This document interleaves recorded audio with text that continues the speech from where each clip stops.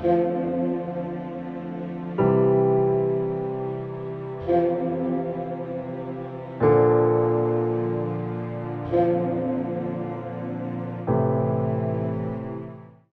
के पाक कलाम में से हमारे लिए आज की तिलावत मुक़द्दस पौलुस रसूल का पहला ख़त करंथियों के नाम, उसका 3 बाब 18वीं आयत से लेकर 23वीं आयत तक।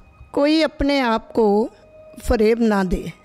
जो कोई तुम्हारे दरमियान अपने आप को दानिशमंद समझे तो दुनिया के नज़दीक अहमक बने ताकि दानिशमंद हो जाए, क्योंकि इस दुनिया की हिकमत खुदा के नज़दीक हमाकत है।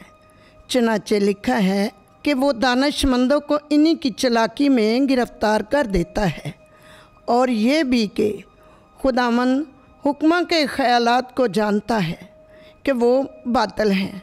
बस आदमियों पर कोई फ़ख्र ना करे, क्योंकि सब कुछ तुम्हारा है। क्या पौलुस, क्या अपुल्लोस, क्या कैफा, क्या दुनिया, क्या ज़िंदगी, क्या मौत, क्या हाल, क्या मुस्तकबिल, सब कुछ तुम्हारा है, और तुम मसीह के हो और मसीह खुदा का है। खुदा के पाक कलाम के पढ़े और सुने जाने पर खुदा की बरकत हो। खुदा का शुक्र।